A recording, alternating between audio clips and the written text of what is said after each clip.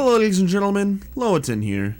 What you're about to watch is a compilation of me talking about various forms of lost media relating to Crash Bandicoot, from beta builds to cancelled games.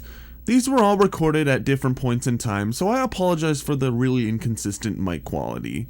But whether you're listening to this like a podcast or have it on in the background while sleeping, you're free to enjoy this compilation however you'd like. Without further ado, please enjoy this Crash Bandicoot Lost Media compilation.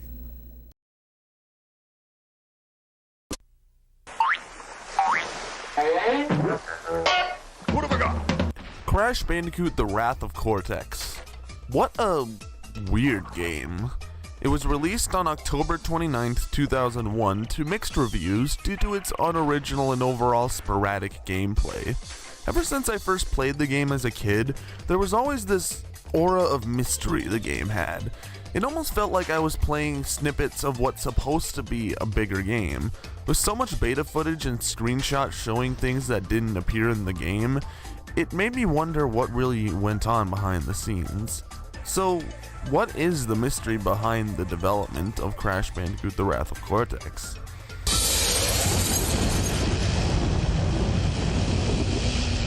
Before Wrath of Cortex even began development, a design document had to be made. Mark Cerny decided to pitch an open-world game called Crash Bandicoot Worlds. Okay, the story. Neo Cortex has turned the peaceful solar system of Tib and Coda into his own laboratory experiment.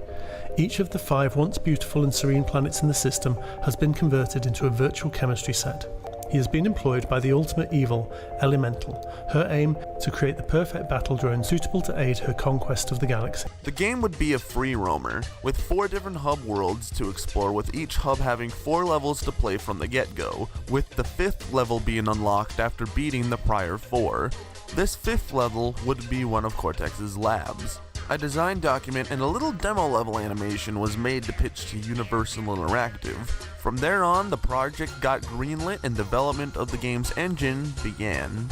The game underwent development for a while at this point, even spawning a Japanese trailer showing off very early gameplay footage of what I originally thought was Crash Bandicoot Worlds, but, well, we'll talk about that later. This trailer would show off a slightly different model of Crash. It seems to be the same one they used in the final game, however, it looks like they edited it midway through development, changing the color of his ears and brows while having eyes that are slightly less exaggerated than they are in the final game. This trailer would show off 3 different levels: Crash and Burn, Ice Station Bandicoot, and an unknown cut level that we'll talk about later. Crash and Burn in particular has a cut segment at the beginning of the level that I'm assuming they cut because, well, the level was really long enough as is. I think they cut this section just to make it so the level doesn't overstay its welcome.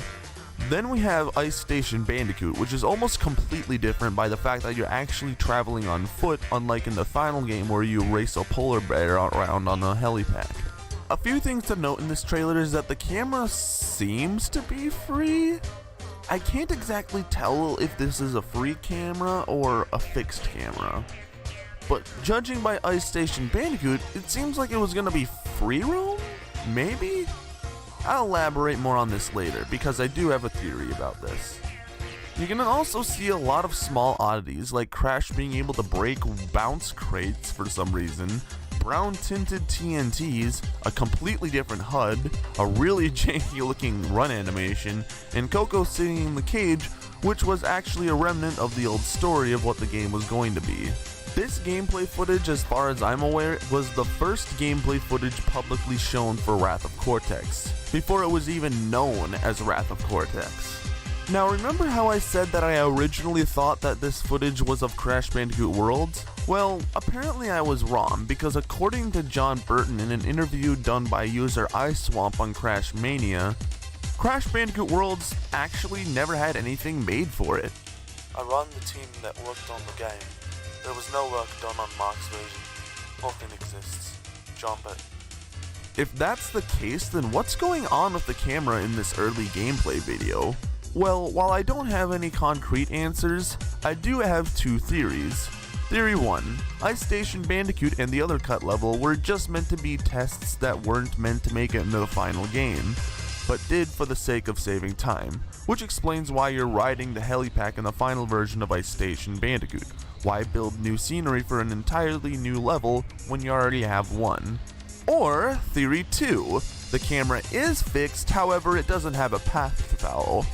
This is actually evident in the final version of the game, because if you moon jump out of bounds, the camera will go off its path to follow the player, giving the illusion of a free camera when it really isn't.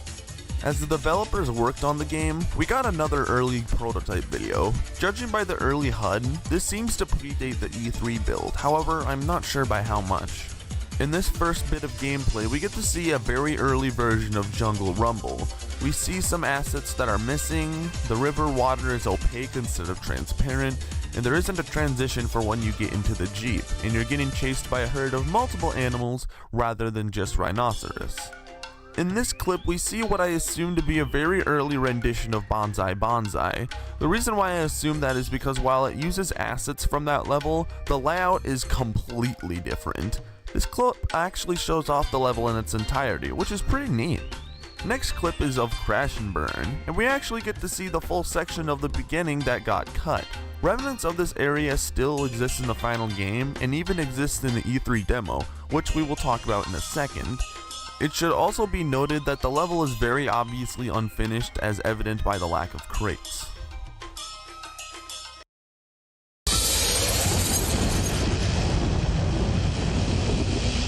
On May 17th and 18th, E3 was going on at the Los Angeles Convention Center, with Wrath of Cortex not only being shown off, but actually had a booth set up for you to play it. Now before we talk about the E3 demo, we've got to talk about the E3 trailer, because judging by some of the oddities in this trailer, it was made way before E3. I say this because there are oddities here that not even the E3 build has. First of all, Crash's model has finally been edited to its final look. However, he still has that really janky run animation. I'm pretty sure they didn't change that until last minute because it appears a lot in these early trailers. But I digress. There are a lot of small things to note of, like the different HUD, the different exit portals, and Cortex having a tuxedo? Yeah. I'm not sure why they decided to change this, but for a while, Cortex was originally going to wear a tuxedo. You can actually see him wearing it in the windows of Wizards and Lizards, and on the box art for Crash Bandicoot: The Huge Adventure, so this clearly must have made it really far in development. I actually really like this tuxedo design for Cortex, however, I can definitely see why they changed it. The classic Cortex design is very iconic. As much as Cortex does rock that tuxedo, it probably wouldn't have fit his character.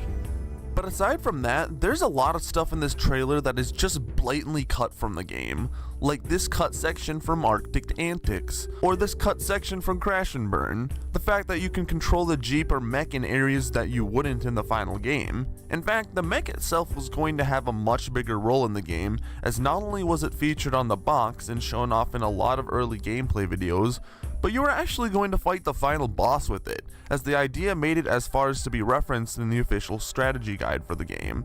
This strategy guide is actually going to get a section in itself because there's a lot of cool information in here.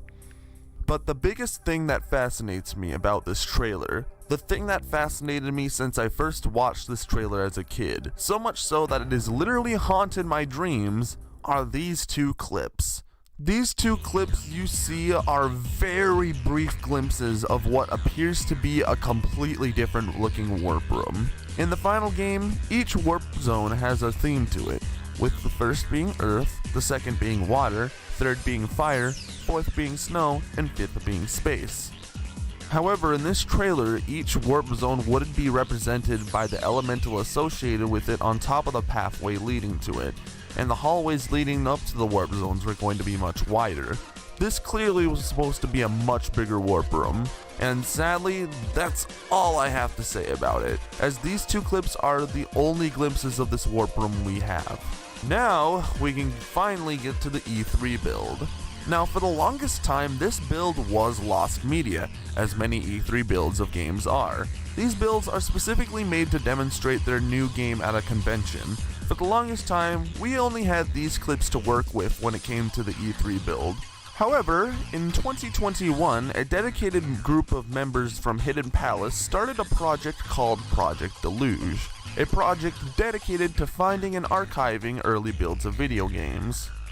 When Project Deluge first started, there were released dozens of early builds for games, with Wrath of Cortex just being one of them. I remember the night this happened and being incredibly excited about it, so much so that I legitimately thought I was either on drugs or dreaming, because never did I ever think that this build would ever get to see the light of day again. But it exists, and I cannot be thankful enough for the people who found it, but I digress. Let's take a look at this build. It should be a note that this build was made 4 months before the final release. Considering that the game only got 12 to 14 months of development, it kinda goes to show how much time they had to grind during those last 4 months of development. Let's start off with the most obvious difference, the loading screen. The loading screen was literally just a static image with text on the bottom telling you which assets were going to be loaded all Minecraft style. I'm 90% sure this was probably just a placeholder for the final loading screen. Then we get to see the title screen, which takes place in Coco's portal chamber lab thing, rather than in space like in Crash 2 and 3. I personally wish they kept this change. Like, I think the idea of having a title screen in space at this point in time was already overdone. It was done in Crash 2 and Crash 3. Maybe they did it for consistency considering the GBA games do this too, but I still like this lab setting. Judging by a prototype video uploaded by John Burton on GameHut, this title screen made it pretty far in development, and it was quite possibly a last minute change. Then we get sent to a very creepy looking warp room. Like, I'm not even joking, this has some crazy backrooms vibes. Like, you're in the warp room, but there's only one warp zone with Cortex's head on top of it. Then all surrounding, we have the elementals laughing at us. I don't know why they have them here. Maybe it was to show off the PS2's technology with how expressive they are? I have no idea. They're just here and it really creeps me out. Now, this rendition of the warp room is actually in the files of the final game. However, it's incredibly broken when you try to access it. However, if you look in the files of the E3 build, you'll actually find a blocked out version of the final warp room. Now, some of you may be thinking, Loaten, this is not the final warp room. This is the same warp room shown in the trailer. It has to be, right? Because it looks all blue. Well, I thought so too. But if you look closely at the clips and the warp room in the E3 build, you can tell straight away that these two are completely two different warp rooms. Not only by the skybox being different, but if you look closely at the corridors leading to each warp zone, they're much bigger than they are here. With how much smaller this particular warp room is, my theory is that this is just a blocked out version of what would become the final warp room. Why did they change the warp room so much? I have no idea. Now, when we hop into the levels, there are a lot of minor differences. So much so that it really wouldn't be worth talking about, as these levels are pretty similar to their final counterparts.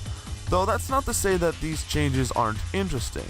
Like, why in Bonsai Bonsai do they change the flamingos into cranes? It's a really odd change, but it exists.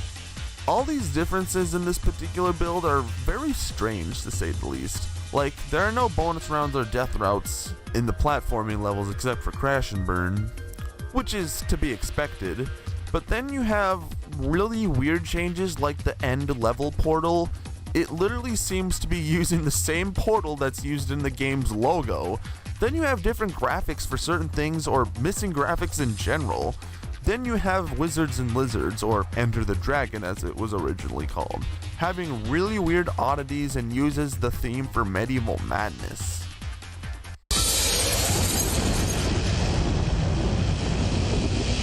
After 12 to 14 months of development, Crash Bandicoot: The Wrath of Cortex finally released on October 9th, 2001, with the game receiving very mixed reviews. I already made a review of the game myself, and in my personal opinion, while it isn't terrible, it's very weak compared to the classic games. So what happened? Well, I tried doing some digging. I first started by reaching out to some of the developers and seeing if I could get their insight on what happened behind the scenes. Sadly, however, despite reaching out to many developers, I got little to no responses. The only person who got back to me was one of the game's soundtrack composers, Martin Jorstra. However, he didn't have much to say. Him and his partner make hundreds of songs every year, and they barely remember their involvement with the project, which is to be completely expected. Wrath of Cortex is a 20-plus-year-old game, and I would be lucky if I were to even get one of the developers to do an interview with me. However, there is another source I can look into, and that is the official strategy guide for the game. This strategy guide is very interesting as it has a lot of cool information. First of all, it straight up confirms that Tana did indeed leave Crash for Pinstripe. That wasn't just some silly little plot point from the manga, nah, that's canon. But I digress. The thing that's most interesting in my opinion are the developer interviews. We have an interview with Crash Bandicoot himself, which I'm sure was just a silly thing they did for fun. But then we have interviews with some of the developers. If I were to talk about all of these interviews, we'd be here longer than necessary, so I wanted to talk about the most interesting questions and answers. Originally, when you first heard you were going to be tackling Crash, what early ideas did you have? We were originally going for a planet-hopping full 3D roaming adventure, as it was Crash's first outing on the PS2, and there was only a year or so of development time available. We eventually decided to use the tried and tested formula that makes Crash such an addicting game, jumping. However, this idea was scrapped as we felt that Crash fans would want some classic Crash gameplay interspersed with fun new elements. Arthur Parsons.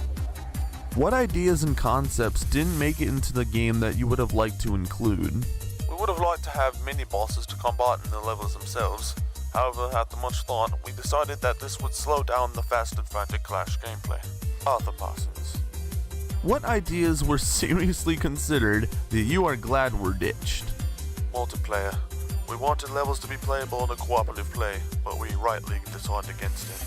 Arthur Parsons. How long did it take to go from being given the green light to final code?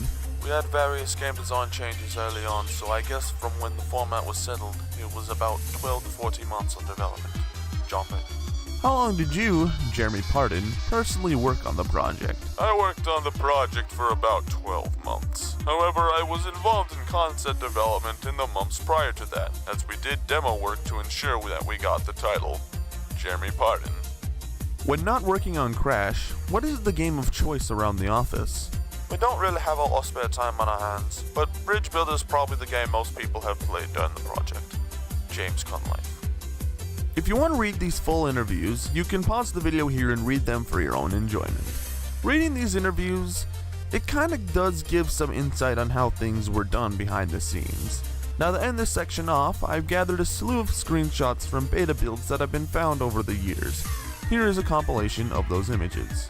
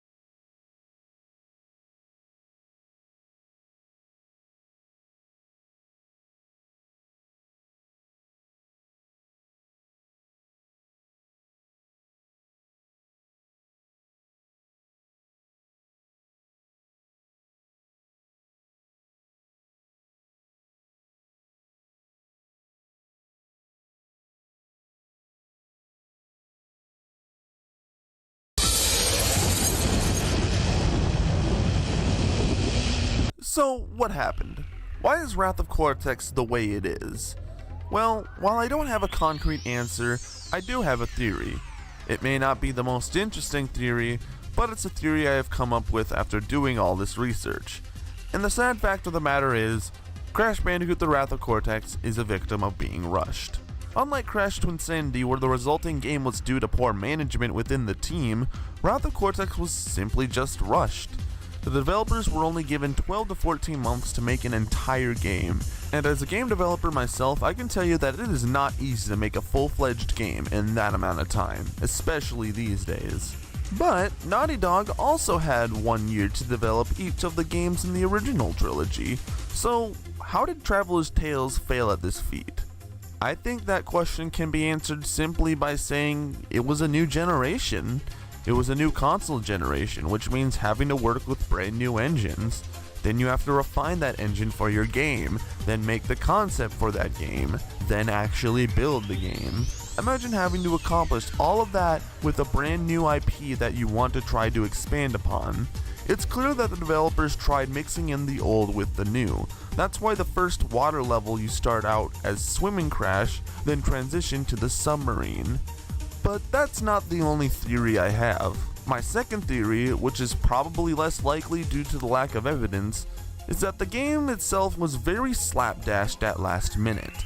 They had a multitude of Crash levels fully made with a completely different story and context in mind.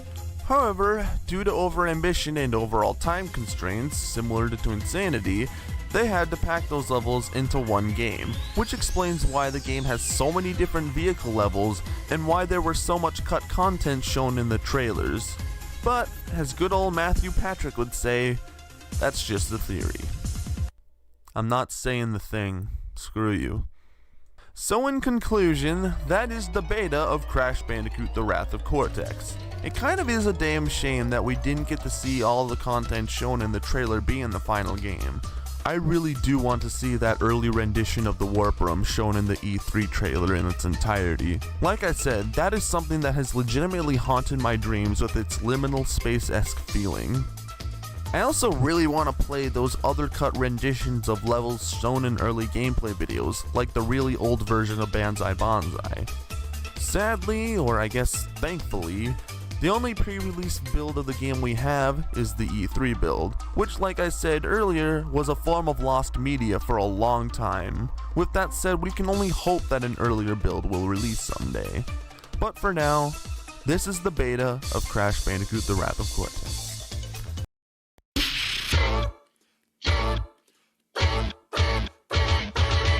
Crash Twinsanity is one of the most divisive and controversial Crash games in the entire series. This game is weird, but not because it was designed to be weird, but this game just feels so incomplete. Remember how in my last video on Wrath of Cortex that I said that it felt like I was playing snippets of what felt like a bigger game? Well, Crash Twinsanity embodies that same feeling, however on a much more severe level. When you play this game, you can just feel the quote-unquote rushness to it. With having a multitude of glitches, awkward pacing, story beats that go nowhere, and the fact that the game tries to crunch in a multitude of gameplay styles in a game that only has 12 levels, this game just feels so bizarre. When playing this game, you get the feeling that a lot of stuff happened behind the scenes. And the fact of the matter is, a lot of stuff did. And I mean a lot of stuff. This is definitely going to be one of my more longer videos, as Crash Twinsanity has the most documented beta in the entire series. In fact, I almost didn't want to make this video because of how documented it is. However, judging by the reception of the last video and the fact that you guys voted for this, here we go. The beta of Crash Twinsanity. This is gonna be a long ride. Now, before I get into this, I want to preface something. This timeline was construed by me by simply reading a plethora of articles on the website Beyond Twinsanity. Beyond Twinsanity is a Crash Twinsanity fan site that pretty much documents everything that is currently known about the beta and overall development history of Crash Twinsanity. Now, the reason why I bring this up is because the people running Beyond Twinsanity have done an amazing job at documenting this game's development. So much so that this video wouldn't really exist without it.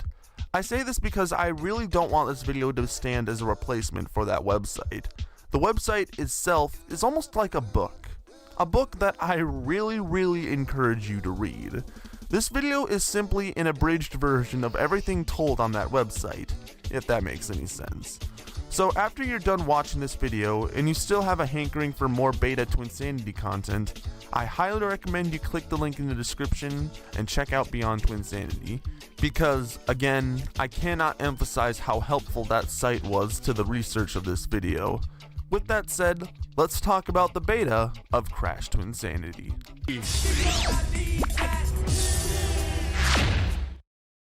After the release of Crash Bandicoot: The Wrath of Cortex, Universal Interactive, the company that owned the Crash Bandicoot franchise, wanted to take some of the newer employees at Traveler's Tales and create a new division of the team set in Oxford. John Burton asked the new division to create a demo to show off what they could do as a team. Using assets from The Wrath of Cortex, the team made a test demo of Crash and Coco having to work together to escape a zoo enclosure / prison. While gameplay footage of this demo exists nowhere online, Paul Gardner posted small clips of animations he made for Crash and Coco for said demo, which is the video you're seeing now. The demo would include team-up mechanics that were specifically made for the demo and not made for any final game, such as Coco jumping on Crash's head to gain extra height. After this demo was made, Traveler's Tales Oxford would go on to make their new game based off the Crash series, and that game would go on to be Crash Bandicoot Evolution? What?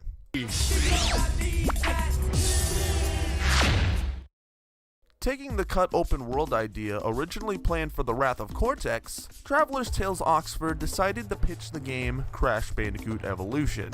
Yes, before Crash Twinsanity was even Twinsanity, it was an entirely different game titled Crash Bandicoot Evolution.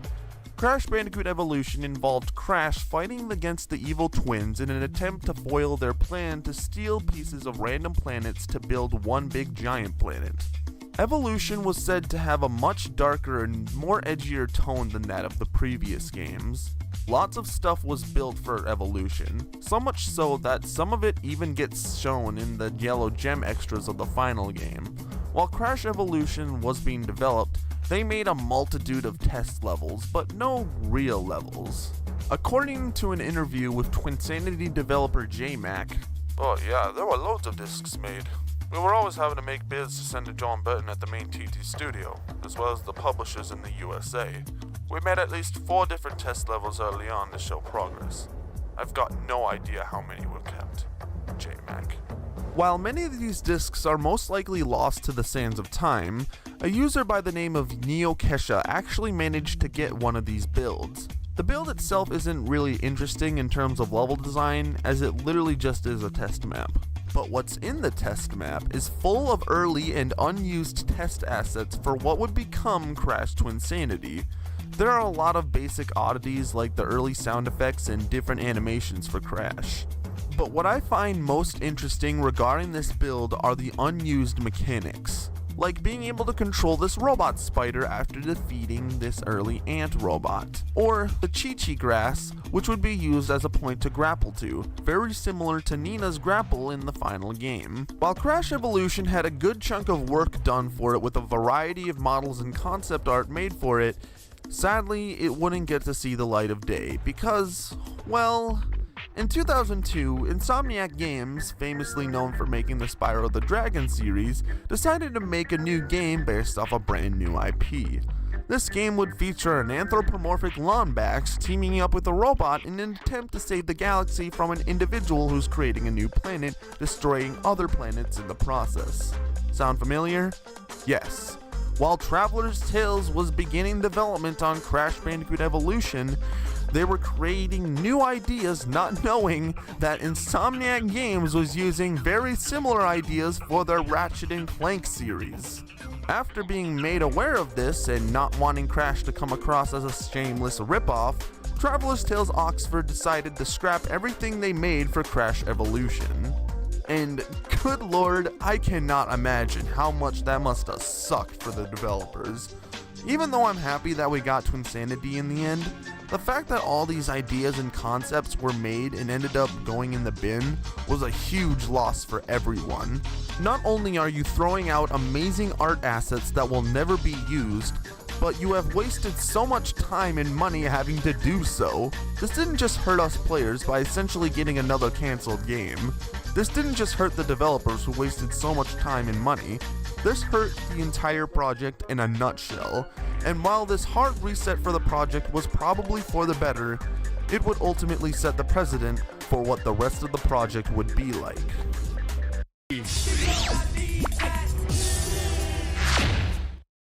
So, Vivendi Universal was not very happy with the current progress of the development of Traveler's Tales Oxford's new Crash project. After hearing that the team was throwing out a majority of their work, Vivendi Universal sent an executive to the studio to essentially cancel the project. Traveler's Tales had to think fast and develop a new demo level to pitch for their new concept for what would become Crash Twinsanity. While the Vivendi Universal executive was sent to cancel the project, apparently they were so amazed with the new demo that they decided to let the developers continue with the project. The early name for the project was Crash Bandicoot Unlimited, but the developers didn't want this to be the final title. Other names were tossed around like Fully Fluxed or Twinsane, but I'm assuming out of frustration, Vivendi Universal decided to give the team 1 hour to come up with the new name, with them going with the default Unlimited title if they couldn't come up with a new one in time. With 5 minutes left to spare, concept artist Keith Webb came up with the now iconic title, Crash Twinsanity. Several prototypes were made around this time. Around mid-2018, John Burton would upload several videos showing off some of these prototypes, with the first prototype level being Insanity Island. This build would be dated December 4th, 2003, which is nearly a year before the game released.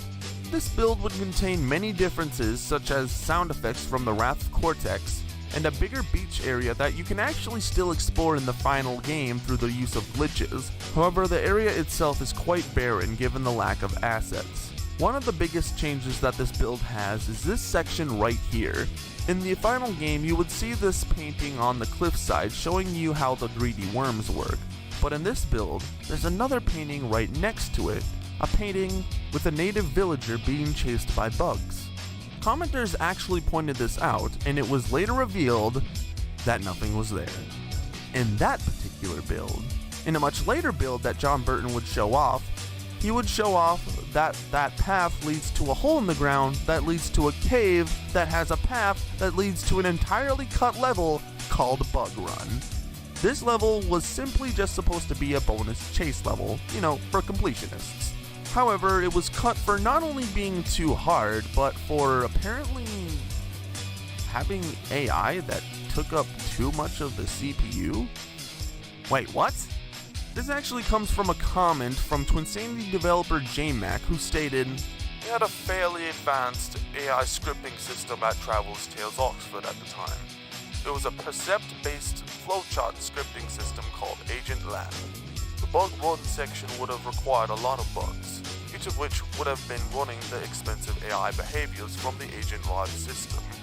This wouldn't have been possible as the CPU cost of so many enemies would have been too much for the CPU to handle.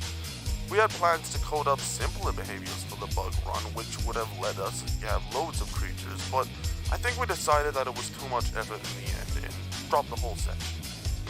I'm sorry, but what? That does not make any sense to me.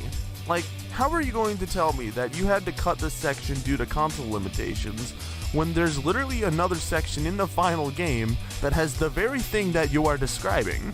If you don't know what I'm talking about, in Cortex's section of the level Classroom Chaos, you get chased by bugs. Lots of bugs, in fact. So either JMac isn't remembering this correctly, or his explanation is a lot more complicated than as he stated it to be. But I digress. While it is a shame to see this cool cave aesthetic go to waste, I won't lie when I say that I am okay with this level being cut. I'm sorry, but judging by this footage, the layout seemed to be very unforgiving. Maybe it was intended to be an early death route? Maybe? I don't know. All I know is that I am not a fan of the layout of this level's design. John Burton would later share another video showing off a very early version of High Seas Hijinks. If I were to go through every single difference this particular build shows off, we would be here all day. All you need to know is that this level was supposed to have a completely different layout, with different enemies, an early rendition of the Rusty Walrus chase, a different approach to the engine boss fight, and an unfinished boss fight with Tropy and Bria with an extra attack not seen in the final game. On November 3rd, 2018, John Burton would drop a huge gold mine for the Crash Bandicoot community, as he would be doing a charity stream for Extra Life, with the donators being rewarded with exclusive gameplay footage of old prototypes from early Traveler's Tales games. These prototypes would include Sonic 3D Blast, LEGO Star Wars the video game, and the reason why I'm talking about it, Crash Twinsanity. This particular build is dated March 9th, 2004. That's 6 whole months before the game got released. The levels featured in this build are Jungle Bungle, Slip Slide Icecapades, Rooftop Rampage, Totem Hokum, and Cavern Catastrophe. I am not going to go into detail regarding all of the changes these levels have compared to their final counterpart. With this being an early work-in-progress prototype build, there are just way too many to count. However, there are some oddities that I will touch upon. First of all of these levels are much longer than their final versions. The layouts are a bit similar to the final, as there are elements of the level design that would be kept in the final game, but for the most part, the layout was completely different, and that's especially apparent in the early version of the Worm Chase section in Totem Hokum. And while there is a level for Nina, strangely, there isn't a level where you play as Cortex. I wonder why.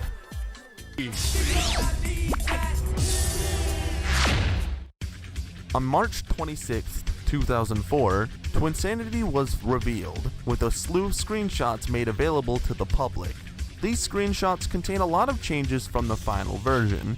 Most of these changes, though, were present in the demo videos shown on GameHut. On May 11th through 14th, E3 2004 was going on, with Twinsanity not only having a playable booth, but actually had legitimate demo discs of it and Sparrow a Hero's Tale given away at the event. And believe it or not, I am a proud owner of one of these discs. This demo would feature 3 main levels: Jungle Bungle, Cavern Catastrophe, and Totem Hokum.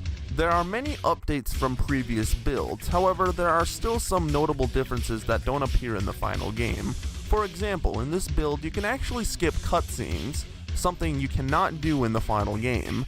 There are other differences as well, both ranging from minor to major. The lighting is different, some of the text is using the Crash Nitro Kart font, while other text is default, and the fact that Cortex isn't voiced by Clancy Brown in Totem Hokum. But there are 2 major differences that I feel need to be talked about: the unused punch attack and the unused side of Insanity Island. By pressing the spin attack button followed by the crouch button, Crash would perform a punch attack that broke through blocked boxes and the platforms in the Cortex boss fight, which you can actually still play through the use of glitches. With how powerful this punch attack was, it would cause other areas in the game to break, which is why the idea was cut. Then we have this change right here. In the final version, this would lead to a cave that would lead you to the other side of the island. But in this version, it would just lead you to, well, the other side of the island, which would lead you to Farmer Ernest's barn. While this side of the island was never meant to be explored in this build, you can actually make it across through the use of a very well-timed double jump. Now this layout is completely different, as in the final game, you would actually go up to Totem Hokum and then go through a cave after beating the level, a cave that would lead you to Farmer Ernest's barn. This is mainly because once you go onto this side of the island, the barn is on this raised cliff area, making you unable to reach it without the use of a greedy worm. However, in the E3 build, you are actually going to go to Farmer Ernest's barn immediately after Cavern Catastrophe. Remnants of this actually exist in the final game. If you look at the cutscene where the evil twins are introduced, look at the background. You'll see Farmer Ernest's barn. so this clearly must have been a last-minute change. Then we have Cavern Catastrophe, which has a completely different layout than in the final game.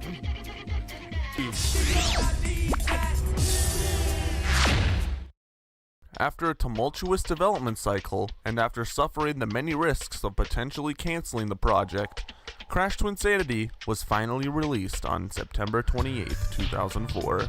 And before anyone brings this up, yes, I am aware that there is a pre-release build of Twinsanity that's dated 2 months before the final release. And, it exists.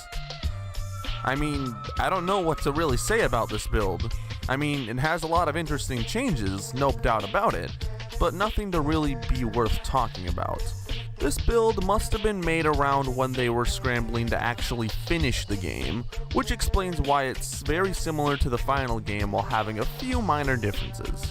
But I digress. While Twinsanity was received well by fans, it was very mixed in terms of the critical reception, and unfortunately in terms of how much it sold. While I don't know if this is completely true or not, but throughout the years I have heard that Twinsanity was the worst selling Crash game in the entire series. While Traveler's Tales Oxford was glad to finally be done with the project, it was a very rough process to go through. So, what happened? Well, I think Twinsanity developer Dan Tonkin said it best. From my point of view, there was a lot of conflict throughout development. I was personally in many meetings where frustration, frayed tempers, and even outright anger was displayed over the way the game was being managed and the decisions that were being made. There was a pretty palpable tension between many members of the studio. Roles were often poorly defined, and the structure of the studio had changed a fair bit over time. Different people moved into different positions throughout, and often those changes were not clearly communicated to all of the staff. I'll admit, I was incredibly frustrated at times with the way the development process ran, and as someone who has already shipped about 8 games in my career at that point, I was often amazed at how little discipline and how much capriciousness was on display, given the profile of the RP and the importance of its success. There were many aspects of the development process and the development studio culture that I found very troubling. To be completely honest, I'm still amazed we actually managed to get a complete game done in the end. Contrary to what a lot of people seem to believe about Twinsanity, the publisher Vivendi Universal were amazingly patient and supportive, I think above and beyond their obligations. The problems that faced the development of Crash Twinsanity was entirely the result of how Traveler's Tales operated internally. Dan Tonkin. Judging by this statement alone and all of the research I've done, the truth of the matter is, Crash Twinsanity wasn't rushed. Many people, including myself, always refer to this game as a rush job, but that couldn't be further from the truth. The real truth of the matter is that Crash Twinsanity was very slapdashed at last minute. The game was being made by brand new developers with big dreams but little experience, causing them to overscope the project, which has resulted in the many cuts that this game had to endure. In fact, this is a nice little segue into the bonus chapter I'm going to do.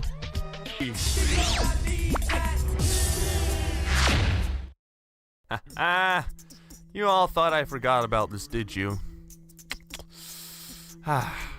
Look, there is absolutely no way you can talk about the beta of Crash Twinsanity without talking about the most infamous cut level from the game, Gone Bit Coco.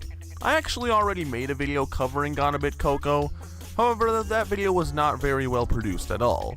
The quality was very low, I'm pretty sure I got 1 or 2 facts wrong, and I swear a lot in the video, which, if you watch me, you know I do a lot. However, it's something I don't want to do in these documentary type videos like this one.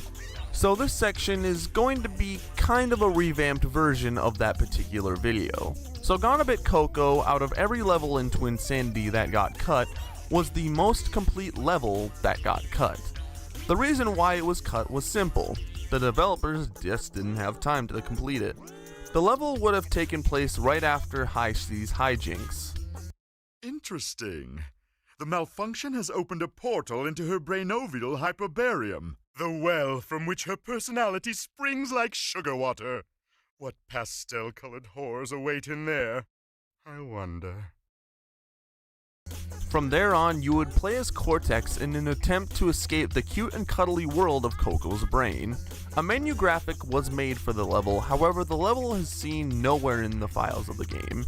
In an early gameplay video of Twinsanity, we actually do get to see a small glimpse of Gone-a-Bit Coco.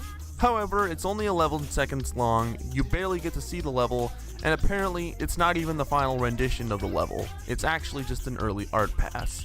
The final art pass would be shown in a video uploaded by Paul Gardner, who wanted to show off some of the voice clips that Debbie Derryberry would have made for the level. Wanna play? Give me a frowny face. Wanna play? Wait for give you. Oh, come on, Mr. Sad Sack. While we know what the level is going to look like and what NPCs were going to be in it, we've actually never seen any gameplay footage of the level in its entirety. And while the developers claim that there is a video showing off the level in its entirety, there's a strong chance that that video is gone forever. I honestly consider Gone-a-Bit Coco the holy grail of Crash Twinsanity cut content. Like, we know so much about the level, yet we've never seen the level in action. Fans have went on to create interpretations of what the level could have been like, but it will never outmatch the mystique of the real deal.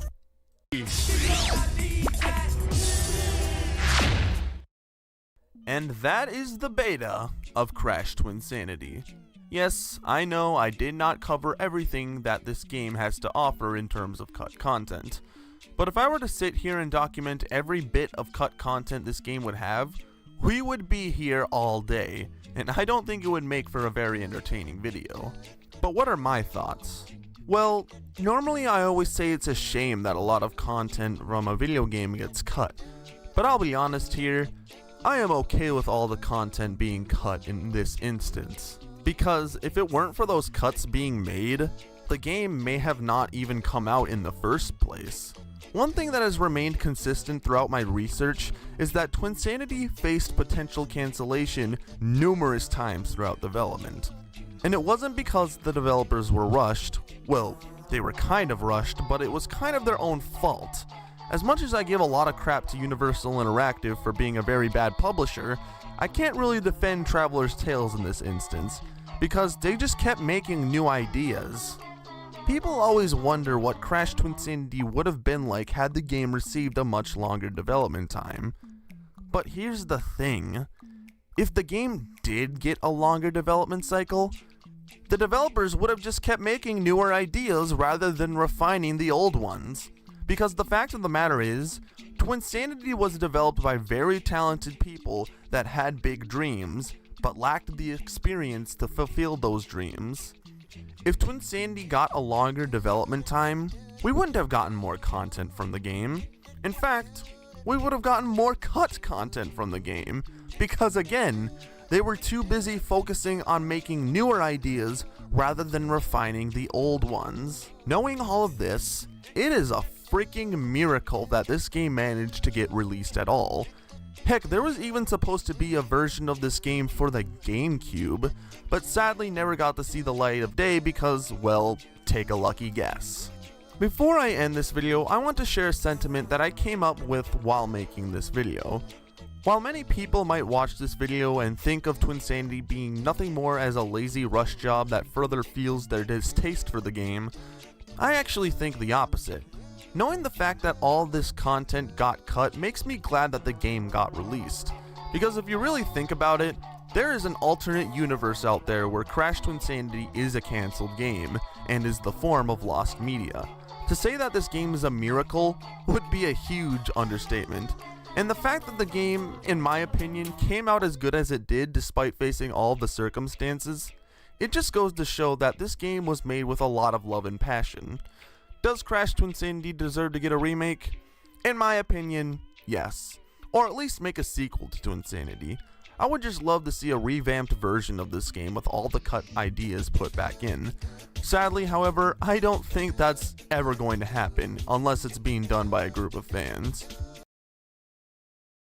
Hey guys, thank you all for watching the compilation so far. I wanted to take a quick moment to plug in a new series I'm making called Indie Dev Adventures.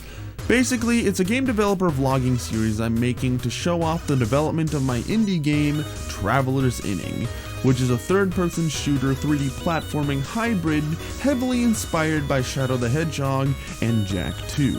If that's something you're interested in, you can click the Indie Dev Adventures playlist in the description below and follow the Traveler's Inning Game Goal page. Again, thank you all for taking the time to watch my content. Now back to the compilation. Crash Tag Team Racing is a very interesting Crash game. It was released in 2005 and would be the first Crash game developed by Radical Entertainment, who would later go on to develop the Crash Bandicoot Mutant games.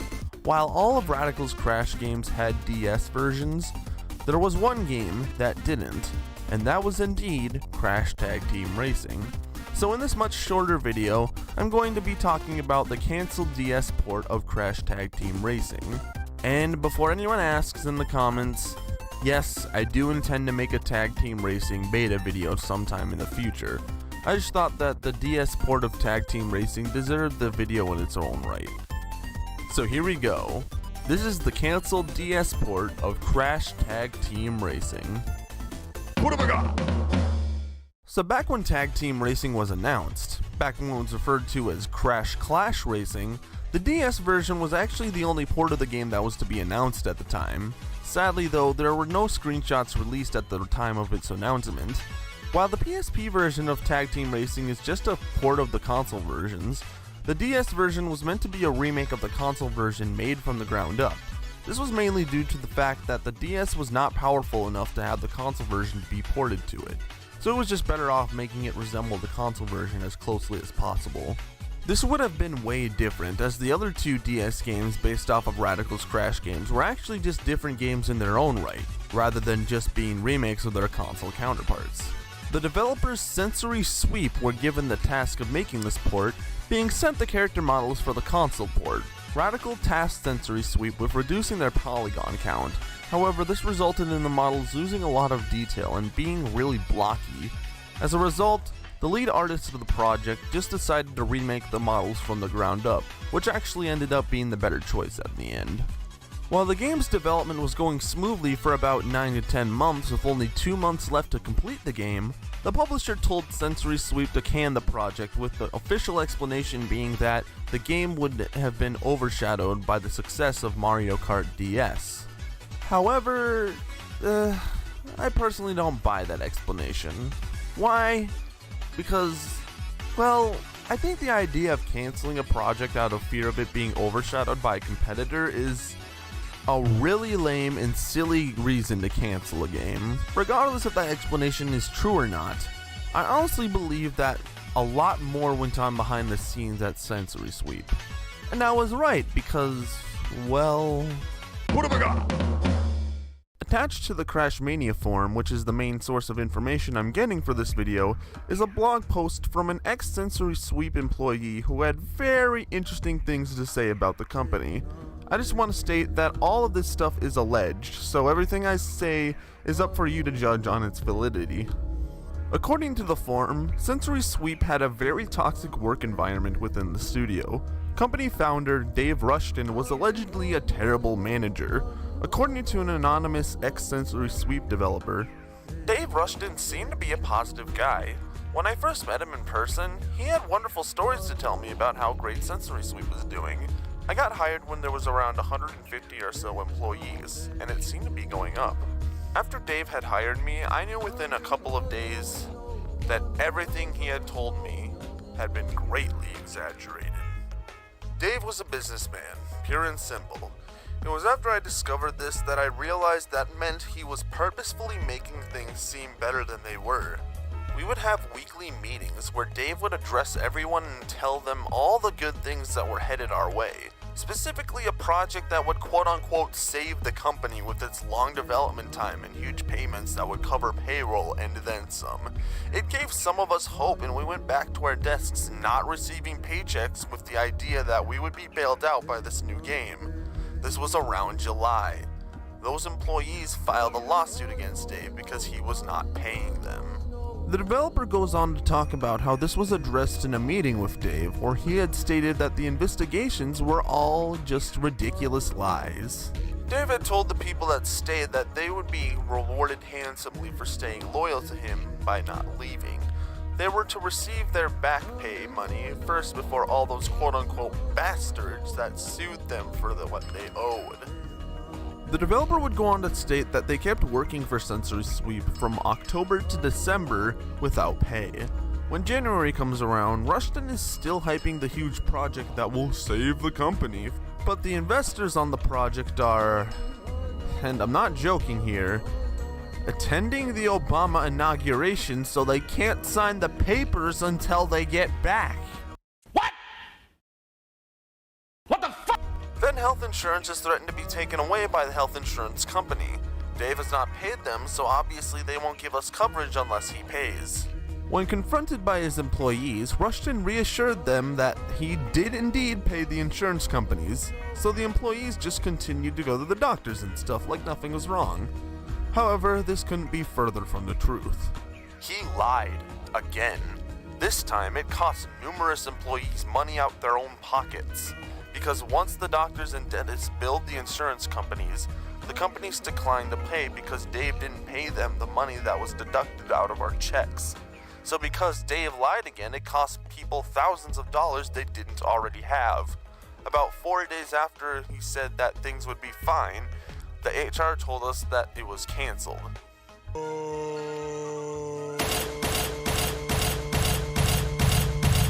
This was just one of the many posts on a blog that I will link in the description. If you want to read more of the manipulative and outright evil acts of this Dave Rushton guy, go check it out.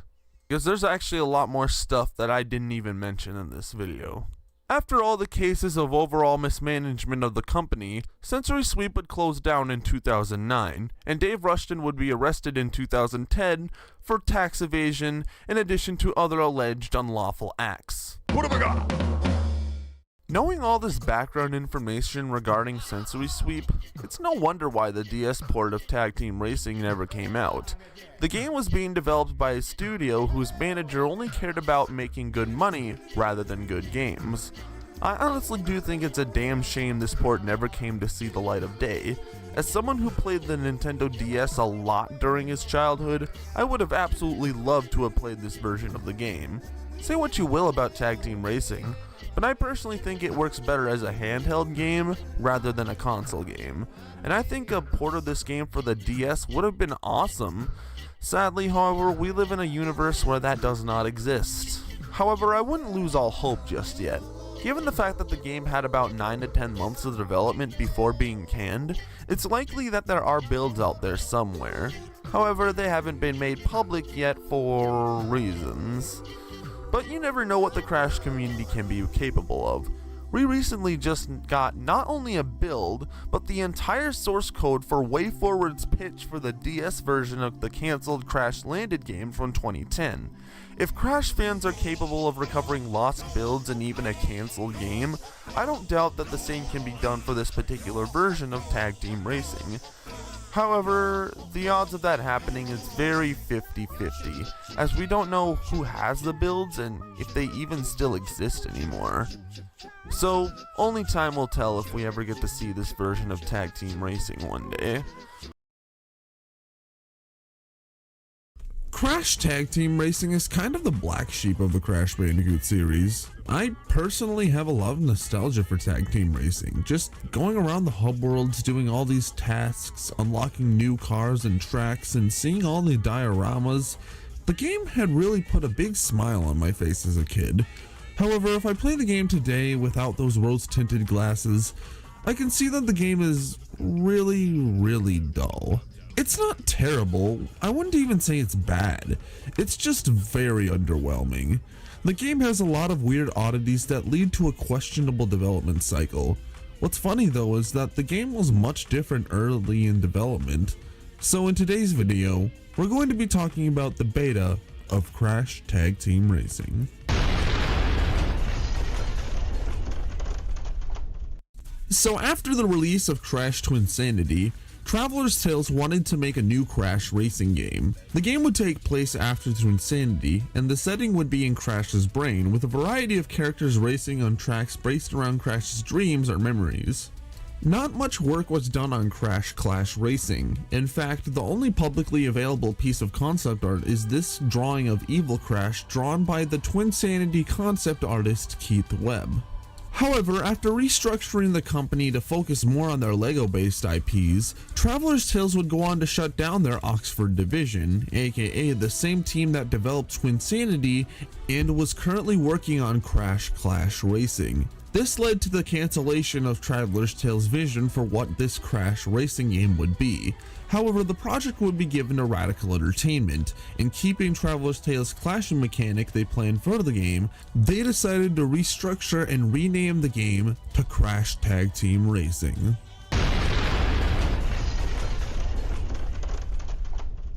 The game would be revealed to the public in April of 2005 with 3 screenshots shown off.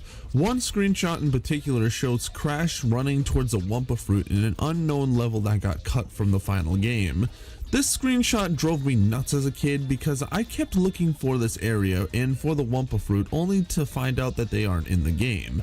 I believe this screenshot was taken very early in development and possibly the earliest screenshot ever taken for the game.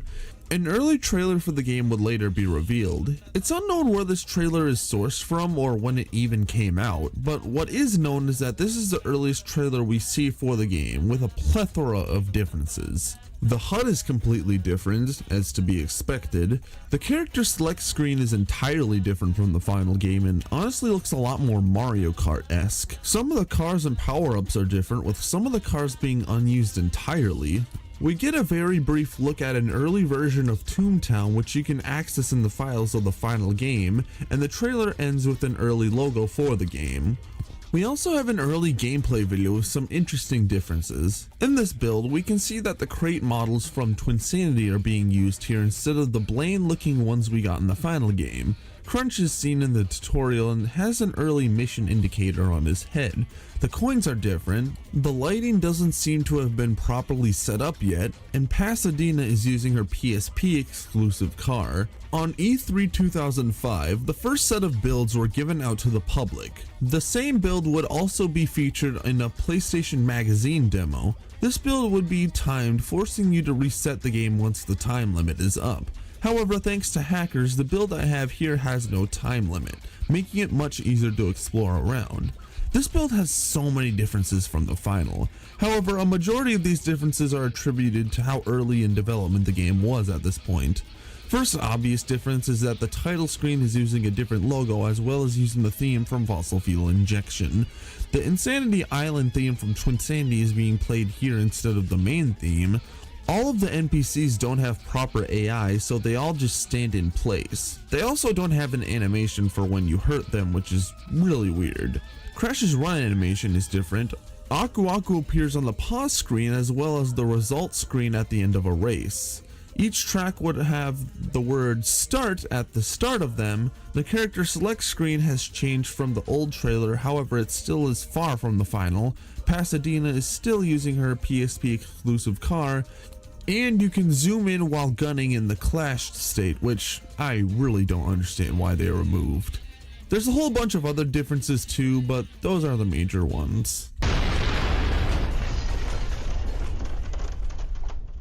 Recently, a user by the name of ShadowLuigi37 managed to dump an early Xbox build of the game. The build would be dated June 29th, 2005, 1 whole month after the E3 build and 4 whole months before the final build. This build is filled with differences, from early cutscenes to early GUI elements. If I were to list every single difference this build has compared to the final build, this video would be longer than necessary. It's honestly one of those instances where you have to play it for yourself. However, I will say that this build has some rather interesting voice clips that got cut from the final game, most likely because, well, some of these voice lines borderlines on a teen rating. I'm just gonna play them for you in its entirety, and while that's playing, I'll be showing off a plethora of early screenshots and concept art from the game. Oh, my prostate! I think I broke my colon. This could get messy. Yeah, whip it. Whip it good. Yeah, spank it.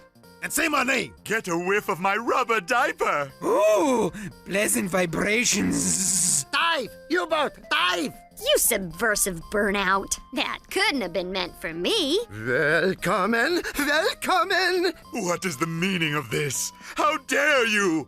You fleshy sack of bolts! Have you any idea of with whom you are dealing? But of course, darling. The world-renowned evildoer Dr. Neo Periwinkle Cortex and his Wumper-loving arch-nemesis Crash Bandicoot. I have all your games. Spinnentag, yeah? For a moment there, I think all is lost for one patch. But when I see my favorite video heroes riding to the rescue, my innards tingle with joy. Well, tingle all you want. I have an appointment with world domination, and I'm running late. Nein, you are my only hope. I need more racers to recover my power gems. Whoever is first to bring all the power gems wins the ownership of my park. And look, even my beloved black power gem is gone. Nope. Talk to the hand. Not so hasty, my dark master. Perhaps this is the answer to our dilemma. This deranged theme park is fertile ground for us to plant a new seed of evil. Sweet. Yes, yes. A new sinister base, all the churros we can eat, and rid ourselves of the bandicoots all at the same time. Why, I'm brilliant! Not so fast, Baldy. I'm Pasadena Opossum, and you're gonna have to beat me first. And from the looks of you ugly, that ain't gonna be no easy chore. I'm racing for old Von Clutch, and I'm gonna whoop you, that's for sure. So, if I win, you'll hand over the deed to this amusement enterprise? No questions asked? Well, perhaps a riddle or two. Ooh.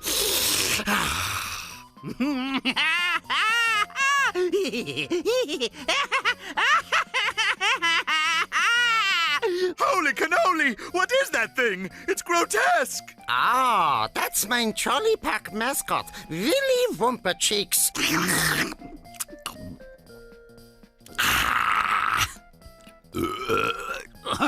Excuse me. Okay, Von Clutch, we're in.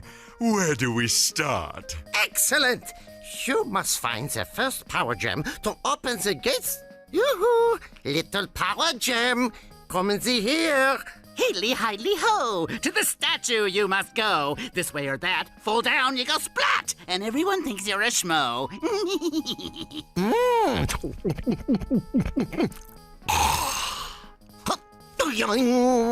How's it swinging, little fool? Howdy, Crash. I'd like to burn my brand into your hide. Hey, Crash, why is the Crunch Dude so buffed out? Suppose he's compensating for something? Corn, sucker! Right in the egg maker. Ow. My nuggets.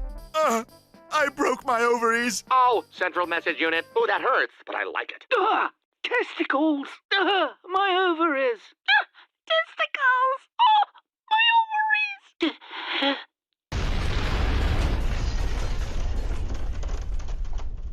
So that was the beta of Crash Tag Team Racing. Now, this is the part where I normally say that it's a shame that some content got cut, but in all honesty, we didn't really get to see much content that got cut. We just saw a lot of elements that represented an unfinished game at the time. The most I feel that we lost in terms of content is the DS port being developed by Sensory Sweep, which I already made a video on, so you can click right there if you want to check it out. As for Tag Team itself, I don't really know. The game is just really mid to me now, playing it as an adult. I don't hate it, I don't really like it either, it's just kind of there. But hey, if you guys like it, that's cool. As for me though, I think I'll be perfectly fine playing a much better Crash game like, I don't know, Crash 2? Hell, Wrath of Cortex is better than this in my opinion, but I don't know. There are a lot of other games I'd rather play than Tag Team, but hey, that's my opinion at the end of the day, so. While Crash Bandicoot is currently an active IP with new games coming out of it, there was a point in time where Crash Bandicoot was pretty much dead. After the release of the infamous Mutant games, Crash Bandicoot went on a near decade-long hiatus before returning to the gaming world with his inclusion in Skylanders. But it originally wasn't supposed to be like this. After Mind Over Mutant, Radical Entertainment wanted to reboot the Crash series and introduce the furry marsupial to a new audience. However, despite there being a lot of work done on this new game that's supposed to act as a reboot, the game would end up getting cancelled. This game would be infamously known as Crash Landed.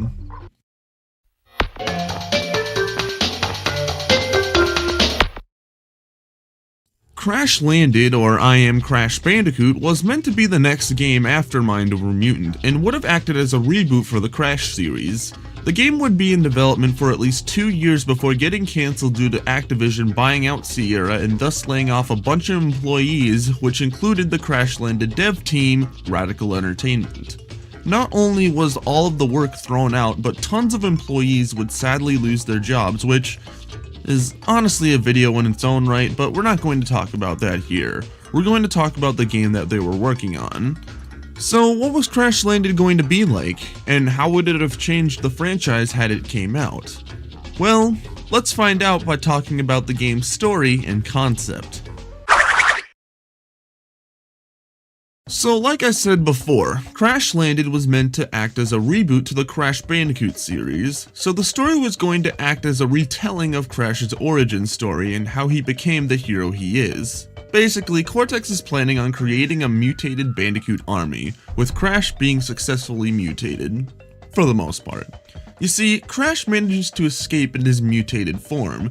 However, his other Bandicoot friends, internally referred to as Bandicoots, would still be trapped by Cortex, so it would be up to Crash to rescue the baby Bandicoots and stop Cortex. It's quite literally the same story from the original Crash Bandicoot from 1996. Only this time, instead of having a sexualized damsel in distress, we get cute little baby Bandicoots. Dingodile seemed to have a major part of the story, as evident by this early animation of him bullying the baby Bandicoots. Also, according to Crash Mania, there was going to be a Firefly Queen, which there exists no concept art of, as far as I'm aware.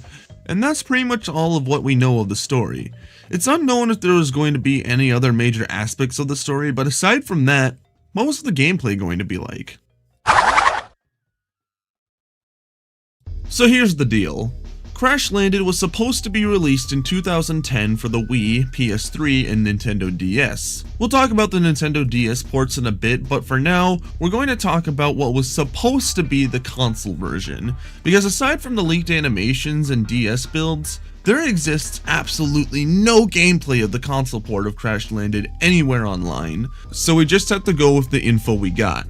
Apparently, the game was going to be a semi-open world very similar to Twinsanity, having linear areas that you can break off to do a little mini challenge. The main collectibles were going to be Mojo returning from the Mutant games. There was supposed to be a fully working weather system and a weapon system where Crash could mix items together to create weapons, like the Frogzooka, the Boom Bat, the Glow Top, and more.